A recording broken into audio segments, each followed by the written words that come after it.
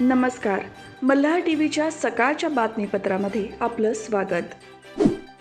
गुन्हे शाखा कक्ष 3ने घरफोडी आणि जबरी चोरीच्या गुन्ह्यातील 2 आरोपींकडून 12 गुन्ह्यांची उकल करून 12,16,421 रुपये किमतीचा मुद्देमाल हस्तगत केला आहे. नवी मुंबई पोलीस आयुक्तालयाअंतर्गत बेलापूर पोलीस ठाणे हद्दीमध्ये अज्ञात इस्मांनी घरफोडी करून रोख रक्कम, सोन्या चांदीचे दागिने, मोबाईल फोन आणि इतर वस्तू असा एकूण 7,50,000 रुपयांचा चोरीच्या गुन्ह्याचा तपास करत असताना पोलिसांच्या पथकाने सीसीटीव्ही कॅमेरे तपासून तसेच बातमीदार यांच्याकडून मिळालेल्या माहितीच्या आधारे आरोपी हैदर अनारुल शेख कळवा आणि युसुफ नूर इस्लाम शेख यांना पश्चिम बंगाल या ठिकाणी रेल्वेने पळून जाण्याचे प्रयत्नात असताना त्यांना वर्धा रेल्वे स्टेशन येथे गीतांजली एक्सप्रेसमधून ताब्यात घेण्यात आले. दोन्ही आरोपींकडून केलेल्या तपासात एकूण 12 गुन्हे उघडकीस आले. त्यामध्ये पनवेल शहर, CBD, कळवा, ठाणे, लोहमार्ग, कोपरखेळणे, NRI, सानपाडा, रबाळे या परिसरातील गुन्हे उघडकीस आले आहेत.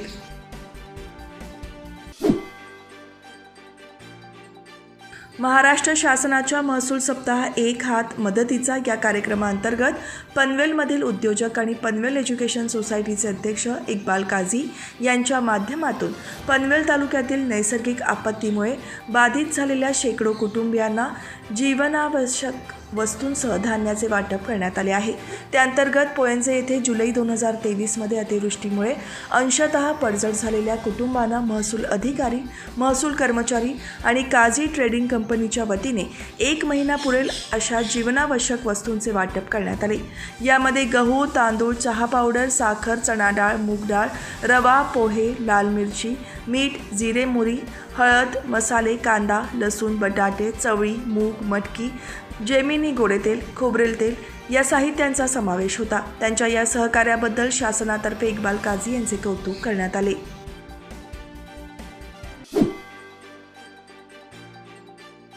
कोकणच्या भविष्याची दिशा ठरवणाऱ्या मुंबई-गोवा राष्ट्रीय महामार्गाचे काम लवकरात लवकर पूर्ण व्हावे यासाठी राज्य शासन कटिबद्ध आहे. या पार्श्वभूमीवर सार्वजनिक बांधकाम मंत्री रवींद्र चव्हाण यांनी मुंबई-गोवा महामार्गावरील नागोठणे ते पनवेलपर्यंत रस्त्याची अधिकाऱ्यांसह पाहणी करून आढावा घेतला. यावेळी मंत्री चव्हाण यांनी मुंबई-गोवा महामार्गावरील एक मार्गिका गणेशोत्सवापूर्वी पूर्ण होऊन सुरू होईल, तर डिसेंबर 2023 अखेरपर्यंत पूर्ण महामार्ग सुरळीतपणे सुरू होईल असा विश्वास व्यक्त केला. या पाहणीवेळी भाजप दक्षिण रायगड जिल्हाध्यक्ष माजी आमदार धैर्यशील पाटील, उत्तर रायगड जिल्हाध्यक्ष अविनाश कोळी, दक्षिण जिल्हा सरचिटणीस मिलिंद पाटील, उपाध्यक्ष वैकुंठ पाटील, राष्ट्रीय महामार्गाचे RO अंशुमन श्रीवास्तव, मुख्य अभियंता संतोष शेलार, कार्यकारी अभियंता सार्वजनिक बांधकाम विभाग अलिबाग जगदीश सुखदेव यांच्यासह इतर शासकीय विभागाचे अधिकारी उपस्थित होते.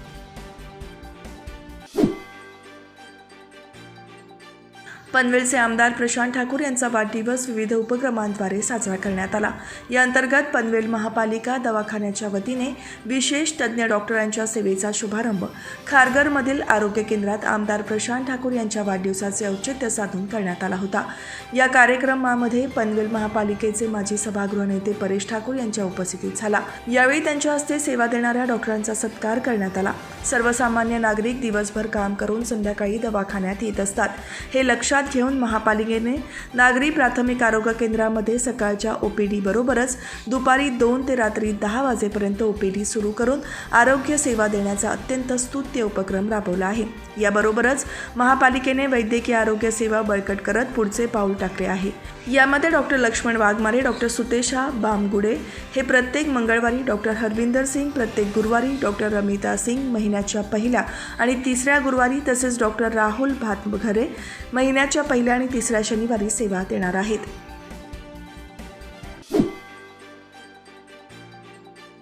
मावळ लोकसभा निवडणूक प्रमुख आमदार प्रशांत ठाकूर यांच्या वाढदिवसानिमित्त खारघरमध्ये श्री साई गणेश मंदिर ट्रस्ट आणि पनवेल महापालिकेच्या माजी सभापती संजना समीर कदम यांच्या माध्यमातून मोफत आभा कार्ड रजिस्ट्रेशनच्या शिबिराचे आयोजन करण्यात आले होते. या शिबिराला पनवेल महापालिकेचे माजी सभागृह नेते परेश ठाकूर यांनी भेट देत आमदार प्रशांत ठाकूर यांना वाढदिवसाच्या शुभेच्छा दिल्या. तसेच कार्यक्रमाचे आयोजन केल्याबद्दल संजना कदम आणि समीर कदम यांचे कौतुक केले. खारघर सेक्टर 16 वास्तुविहार येथील श्री साई गणेश मंदिरामध्ये मोफत आभा कार्ड रजिस्ट्रेशन शिबिर आयोजित केले होते. आमदार प्रशांत ठाकूर यांच्या वाढदिवसाचे औचित्य साधून आयोजित केलेल्या कार्यक्रमाला नागरिकांचा उत्स्फूर्त प्रतिसाद लाभला.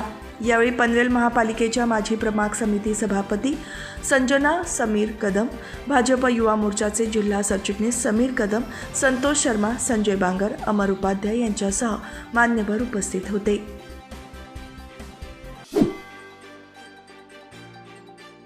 पनवेल महापालिकेच्या माध्यमातून आमदार प्रशांत ठाकूर यांच्या वाढदिवसानिमित्त खारघर सेक्टर 15 येथील घरकुल स्पॅगेटी चौक येथे ट्रॅफिक सिग्नलच्या कामाचा शुभारंभ पनवेल महापालिकेचे माजी सभागृह नेते परेश ठाकूर यांच्या हस्ते करण्यात आला.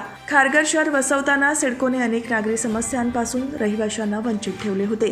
त्यातच खारघर वसाहतीमध्ये वाहतूक कोंडीची समस्या नागरिकांना भेडसावत होती. या समस्येबाबत माजी नगरसेवक निलेश बाविस्कर यांनी महापालिकेकडे पाठपुरावा सुरू केला होता.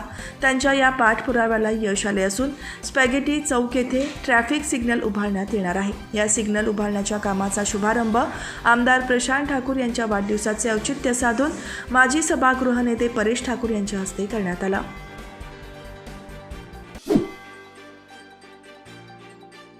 रसायनी रेल्वे स्टेशन जवळच कष्टकरी नगर, तुराडे ठाकूरवाडी, जुनी पोसरी गाव तसेच पोसरी ठाकूरवाडी ही गावे वसलेली आहेत.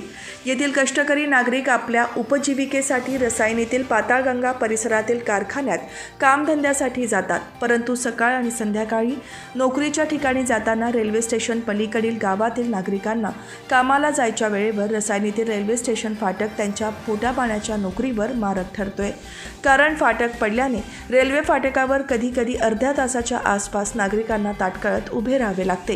रेल्वे प्रशासनाने काही कालावधीपूर्वी नागरिकांच्या सुव्यवस्थेसाठी भुयारी मार्ग स्वरूपात उजव्या बाजूने मार्ग काढला.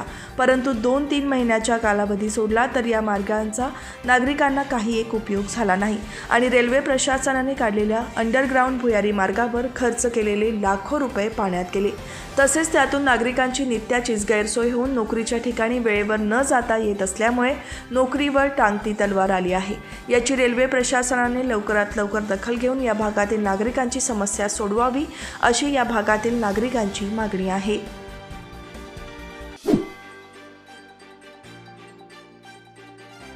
नवी मुंबई महानगरपालिका परिवहनाने वर्षाच्या पहिल्या 6 महिन्यात तिकीट नसलेल्या फुकट्या प्रवाशांकडून 2,80,000 रुपयांचा दंड वसूल केला आहे.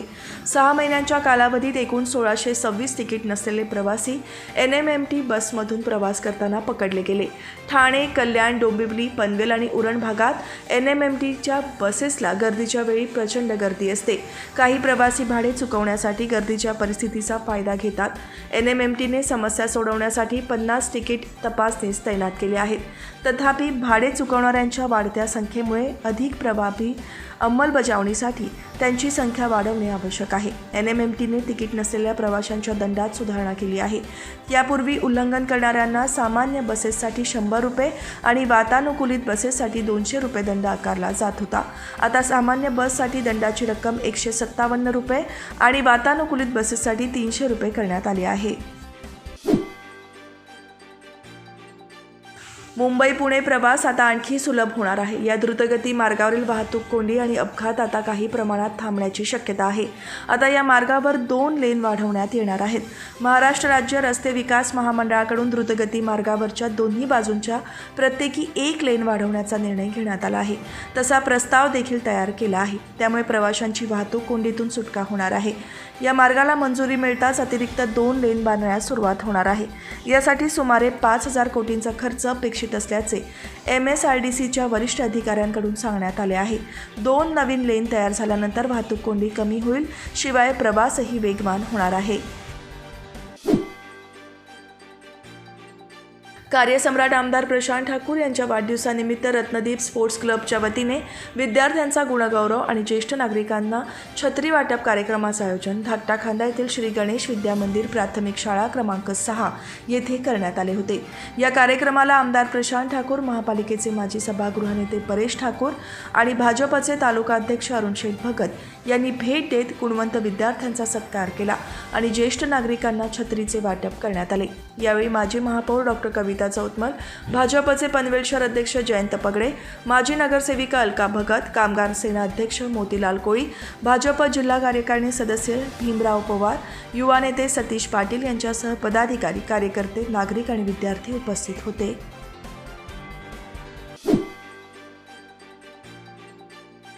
मुंबईच्या कोविड घोटाळा प्रकरणात माजी महापौर किशोरी पेडणेकर यांच्या विरोधात गुन्हा दाखल करण्यात आला आहे.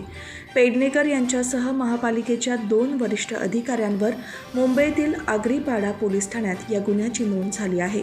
मुंबई महापालिकेने कोरोना महामारीत कोट्यवधींचा घोटाळा केला आहे.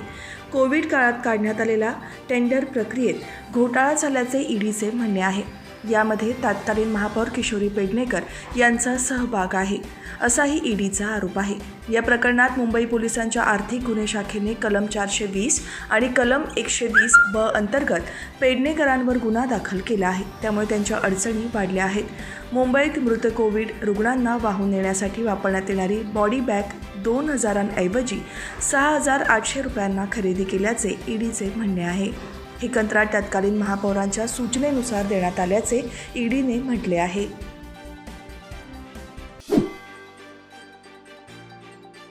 राज्य सरकारने जाहीर केलेल्या 1 रुपयात पीक विमा योजनेला शेतकऱ्यांचा उत्स्फूर्त प्रतिसाद लाभला आहे.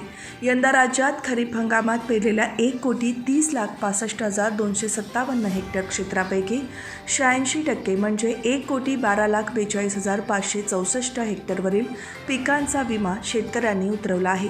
नैसर्गिक आपत्तीमुळे नुकसान झाल्यास शेतकऱ्यांना आर्थिक आधार मिळावा यासाठी कृषी विभागामार्फत प्रधानमंत्री पीक विमा योजना राबवण्यात येत आहे. प्रधानमंत्री पीक विमा योजनेत सहभागी होण्यासाठी 31 जुलैपर्यंत मुदत देण्यात आली होती. काही ठिकाणी तांत्रिक अडचणी येत असल्याच्या तक्रारी प्राप्त झाल्याने राज्य सरकारने केंद्र सरकारकडे याबाबत विनंती केली असता पीक विमा ऑनलाईन पद्धतीने भरण्यासाठी आणखी 3 दिवसांची मुदतवाढ देण्यात आली. ही वाढीव मुदत गुरुवारी संपली. गेल्या वर्षी 96,62,261 शेतकऱ्यांनी पीक विमा उतरवला होता. या तुलनेत यंदा 175% अधिक म्हणजे 1,69,48,790 शेतकऱ्यांनी योजनेला प्रतिसाद दिला आहे.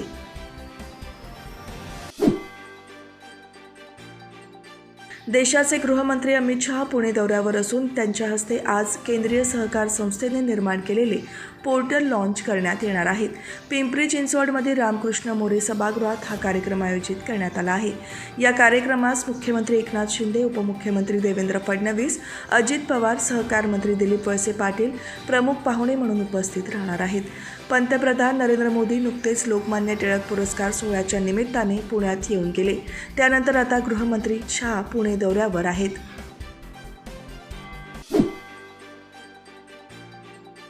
रेल्वे मंत्रालयाने अमृत भारत योजनेतून देशातील 1,309 रेल्वे स्थानकांचा कायापालट करण्याचा निर्णय घेतला आहे. या अंतर्गत सुरुवातीला 508 रेल्वे स्थानकांच्या पुनर्विकासाचे भूमिपूजन आज पंतप्रधान नरेंद्र मोदी यांच्या हस्ते होणार आहे. देशात वाहतुकीसाठी रेल्वे हे नागरिकांच्या पसंतीचे साधन आहे. त्यामुळे रेल्वे स्थानकांवर जागतिक दर्जाच्या सुविधा देण्यात येणार आहेत. यात रेल्वे स्थानकांवर प्रतीक्षा कक्ष, शौचालय, स्थानिक उत्पादन विक्री, मोफत वायफाय, एक स्टेशन एक उत्पादन, परिसर सुशोभीकरण, वाहतूक सुधारणा ही कामे होणार आहेत. पंतप्रधान मोदी दूरदृश्य प्रणालीद्वारे 508 रेल्वे स्थानकांच्या पुनर्विकास कामांची पायाभरणी करतील. यामध्ये महाराष्ट्रातील 44 रेल्वे स्थानकांचा समावेश आहे.